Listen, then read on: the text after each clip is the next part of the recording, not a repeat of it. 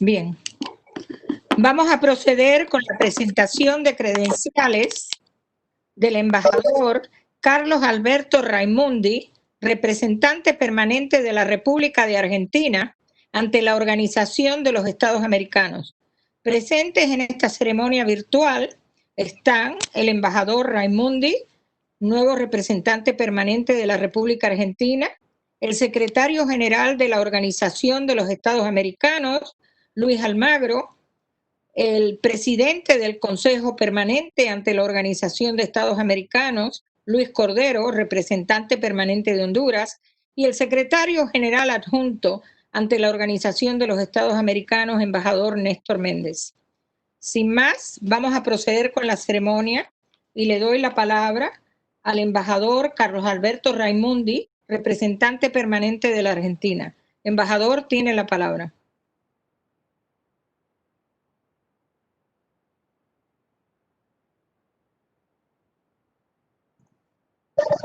Bueno, muchas gracias, muy buenos días. Agradecer al presidente argentino, Alberto Fernández, y a la vicepresidenta Cristina Fernández de Kirchner que me hayan otorgado esta responsabilidad. Saludar a las autoridades de esta organización, saludar fraternalmente a las embajadoras y los embajadores de los pueblos hermanos del continente. Agradecer mucho al equipo de la misión argentina por su trabajo, por su compromiso. Y plantearle, bueno, señor secretario general, señoras y señores embajadores, mi compromiso con los principios fundadores, los principios fundacionales de esta organización, con las principales áreas de trabajo con la que está comprometida la estructura de esta organización. Sí decirles que no lo hacemos, no asumimos ese compromiso de una manera neutra, sino de una manera cómoda, sino de una manera que tiene que ver con la impronta de la historia de la política exterior argentina, de la historia que ha destacado los principios de la política exterior argentina cada vez que asumió un gobierno popular, un gobierno nacional y popular en nuestro país. A la luz de esos principios y de esos valores es que trato de interpretar nuestro compromiso de trabajo en las áreas fundamentales. Seguridad multidimensional. Bueno, yo voy a tomar una de esas multidimensiones de la seguridad, porque la seguridad es un problema que aqueja a nuestros pueblos, pero me adelanto a decirles que nosotros creemos que las escuelas, tener el mantel tendido en la casa, tener el plato de comida 4 veces al día, tener la dentadura sana para los niños, es una política de seguridad mucho más eficaz, infinitamente más eficaz que construir cárceles o que gastar dinero en tremendos dispositivos, equipamientos, y mucho menos armamentos sofisticados. Creemos en esa dimensión. Pero además, quiero agregar una cosa más, porque la seguridad en nuestros países está muy asociada a los delitos contra la propiedad individual, que indudablemente hay que controlarlos y hay que sancionarlos, hay que conjurarlos. Pero hay una propiedad social también de los pueblos. Hay una propiedad pública. Las escuelas, los hospitales, las rutas, las viviendas dignas, son propiedad de los pueblos. Y también se les han sustraído esas propiedades. Y se le han sustraído a partir de grandes delitos. Los delitos más graves no los cometen los humildes. Los han cometido quienes han fugado capitales, quienes triangulan ilegalmente la riqueza, quienes evaden impuestos, quienes transfieren fortunas extraordinarias a guaridas fiscales, porque con eso sustraen recursos de nuestros países y privan a nuestros pueblos de esa propiedad colectiva, de esa propiedad social. Nosotros creemos que si lográramos controlar y sancionar mucho mejor esos delitos, esos grandes delitos, nuestras sociedades estarían más cohesionadas, tendrían menos exclusión, menos resentimiento, más igualdad, y por lo tanto se cometerían muchísimo menos delitos contra la propiedad privada individual. Democracia representativa, desde luego, por supuesto. Pero la verdad es que la mayoría de nuestros países, los sistemas electorales y los sistemas democráticos funcionan. Hay parlamentos, hay un sistema de partidos políticos, hay organismos de gobierno, es decir, se vota.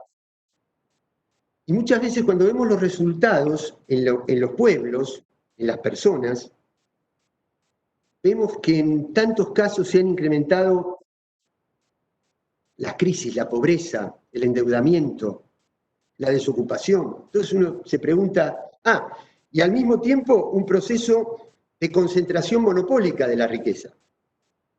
Quiere decir que uno se pregunta, pero entonces, ¿cómo? Si la gente ha votado, ¿qué hizo el pueblo? ¿Votó crisis? ¿Votó pobreza? ¿Votó desocupación? No.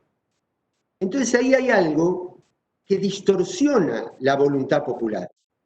Por eso yo creo que tenemos que trabajar mucho para incorporar a nuestros sistemas políticos, a nuestras leyes, a nuestras constituciones, fuertes instituciones de control y de poder popular, simplemente para acortar la distancia que hay entre la voluntad que expresan los pueblos y las acciones de gobierno que muchas veces llevan a acciones contrarias a esa voluntad popular.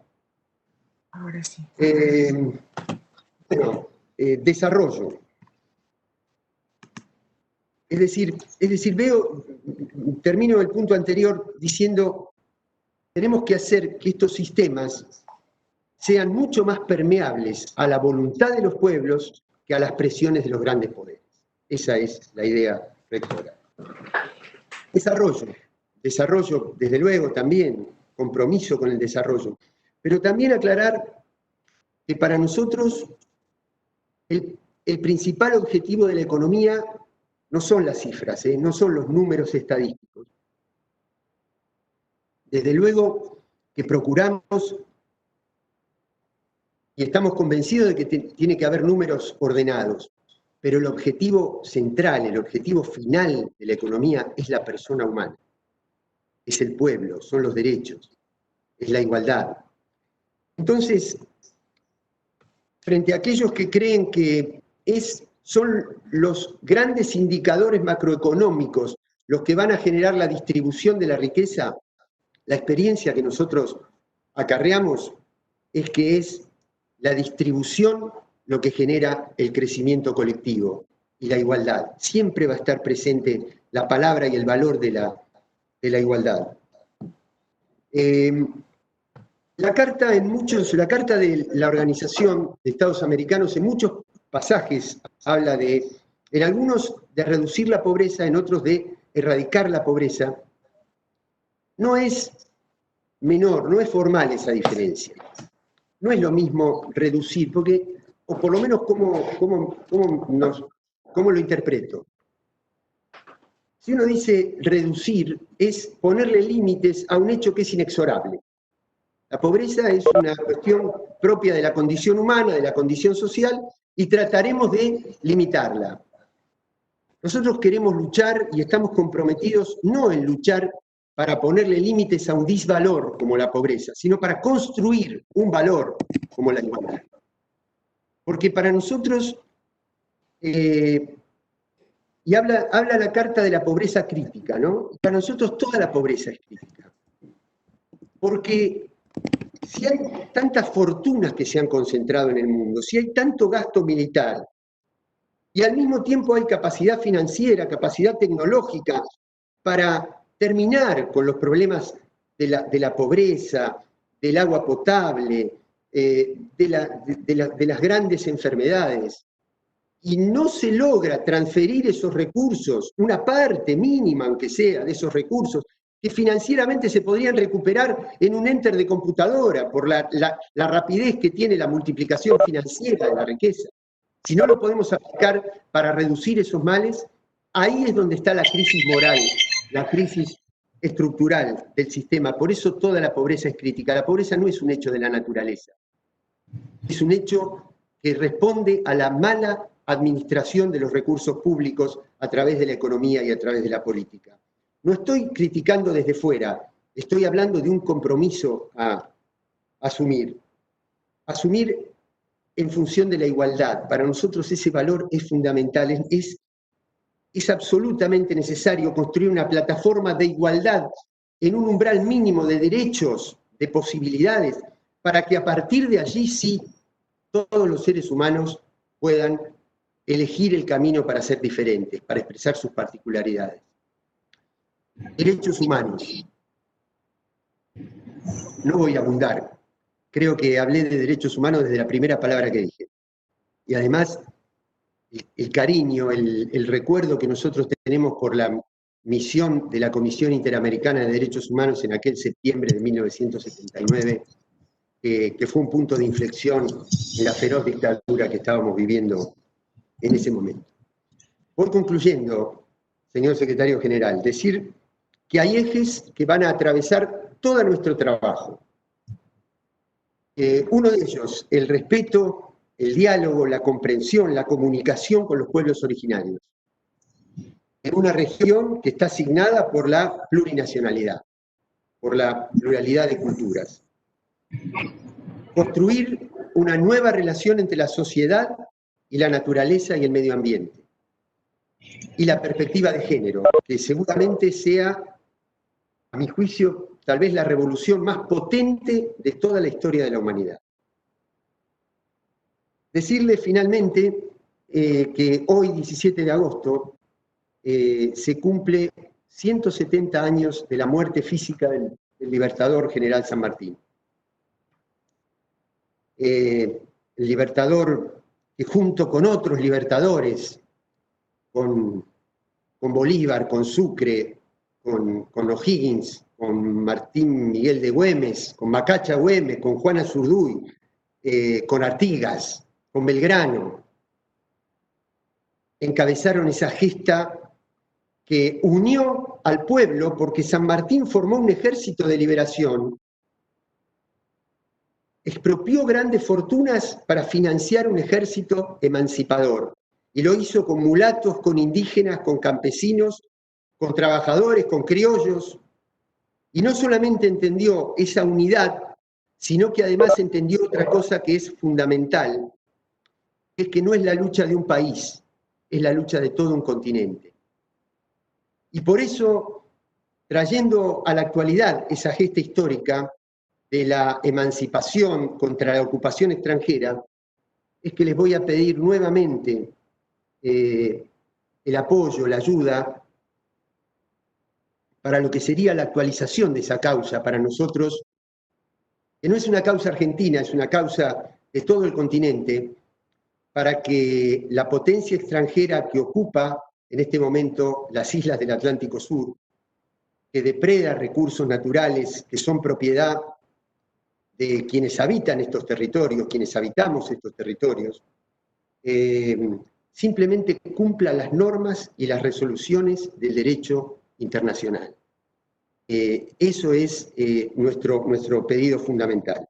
Termino, señor secretario general, preguntándome, pensando, ¿no? Un continente que tiene la fertilidad que tienen nuestras tierras, que tiene la biodiversidad que tiene América, que tiene el petróleo, que tiene el litio, que tiene la pesca, la riqueza pesquera, que tiene tantas riquezas. ¿Cómo puede ser que nuestros pueblos sigan sumidos en una profunda pobreza? Entonces, es porque si un Estado o una organización de Estados no ha logrado todavía convertir esa riqueza en disfrute del pueblo, que es su verdadero propietario, quiere decir que no hemos cumplido, y lo digo en primera persona, no hemos cumplido con nuestra función. Por lo tanto, estos son los valores: autodeterminación, dignidad, defensa de nuestros recursos naturales, reapropiarnos de lo que es nuestro, que son nuestros recursos estratégicos, disfrutar de lo que nos dan, pero los pueblos, no los grandes monopolios. Que ningún pueblo se sienta sometido a tener que obedecer órdenes, ni de la potencia más poderosa del mundo, ni del poder económico más poderoso del mundo. Dignidad, autodeterminación, igualdad. Por esos valores vamos a luchar, señor presidente. Y si viéramos que alguna decisión de esta organización no va en ese sentido, será porque no hemos podido luchar lo suficiente, será porque responderá a otros intereses, pero nunca será en nombre ni del gobierno de mi país, ni de este representante, ni mucho menos del pueblo argentino. Muchísimas gracias, mi saludo fraternal. Queremos darles las gracias al embajador Raimundi por sus palabras y le damos la palabra al secretario general de la Organización de los Estados Americanos, Luis Almagro. Secretario. Gracias, Ana. Argentina, fundador de la OEA, es un estado fundamental de la organización. Quiero expresar mis saludos al embajador Carlos Raimundi y extenderlos, obviamente, a el señor presidente Alberto Fernández y a la señora vicepresidente Cristina Fernández de Kirchner, personas que tuve el honor de conocer y de tratar. Embajador Carlos Raimundi, le damos la bienvenida a la Casa de las Américas, dentro de la modalidad virtual a la que hemos tenido que acostumbrarnos mientras se supera esta situación atípica generada por la pandemia del COVID-19. Su llegada a la OEA ocurre en un momento muy especial, de esos que no figuran en los textos académicos de las relaciones internacionales. La OEA es el principal foro político de las Américas y hoy más que nunca se hace indispensable defender los pilares de la organización: democracia, derechos humanos, seguridad multidimensional y el desarrollo integral. Coincidimos plenamente con lo señalado por el embajador Raimundi al respecto. No se trata de enunciados carentes de valor, sino de realidades esenciales dentro del hemisferio. Pero también pasa por la educación en valores. Los principios muchas veces nos dan más de comer de lo que sabemos. Embajador Raimundi, reúne usted varios aspectos importantes dentro de su formación y actividad profesional que van a permitirle incorporarse de manera productiva a las actividades de la OEA, en especial con miras a la Asamblea General de octubre. Es abogado, ha sido profesor universitario y ha estado vinculado con la actividad política en su país. Su presentación, obviamente, nos muestra sus enormes capacidades y estamos plenamente de acuerdo con lo expresado por usted respecto a la necesidad de generar mejores condiciones de igualdad en este hemisferio. Ser el continente más desigual de todos definitivamente no es un galardón, no es un logro del que podemos sentirnos orgullosos, más bien todo lo contrario. Y que teniendo en cuenta los recursos que tenemos, todavía no hayamos podido erradicar la pobreza, definitivamente también va en nuestra contra. No esperamos neutralidad de usted, esperamos que usted mantenga la espontaneidad que ha tenido antes de llegar acá, que sea objetivo e imparcial y que estemos juntos en la defensa de los valores, aun cuando las coyunturas políticas puedan colocar a algunos de un lado y a otros del otro. Pero la función de la Secretaría General de la OEA definitivamente no es administrar ideologías, sino dar posicionamientos políticos en conjunto en función de los principios y valores de la organización. Usted cuenta con un Magister en Integración Regional, Flaxo y Universidad de La Plata, Universidad de Bari. Ha sido profesor de las maestrías de Derecho Político y de Relaciones Internacionales, Facultad de Ciencias Jurídicas y Sociales de la Universidad Nacional de La Plata. Profesor titular de Política Contemporánea Latinoamericana en la Universidad Nacional de Lanús, entre otros centros de estudios terciarios de su país. Dentro de sus actividades políticas fue diputado nacional por la provincia de Buenos Aires y presidente de la Comisión Parlamentaria Conjunta del Mercosur, entre otros cargos que desempeñó. También fue observador electoral diversos comicios presidenciales en América Latina y ha publicado varios libros. Embajador Raimundi, el tema central de nuestra próxima Asamblea General es enfrentando los desafíos del COVID-19 en el hemisferio. Un enfoque colaborativo para abordar vulnerabilidades y construir resiliencia en tiempos de crisis, con base en los 4 pilares de la OEA. Como siempre, la contribución de Argentina va a ser fundamental en este respecto. Seguiremos exigiendo en la próxima Asamblea Nacional el más pleno respeto al derecho internacional, especialmente en el caso de las Islas Malvinas, donde esperemos que la declaración obviamente incluya los párrafos referidos en las declaraciones anteriores de la Asamblea General. Embajador Raimundi, nuestro más afectuoso saludo y nuestro espíritu más abierto a colaborar en los trabajos conjuntos en la organización. Muchas gracias. Le damos las gracias a todos los presentes y damos por terminada la ceremonia. Muchísimas gracias.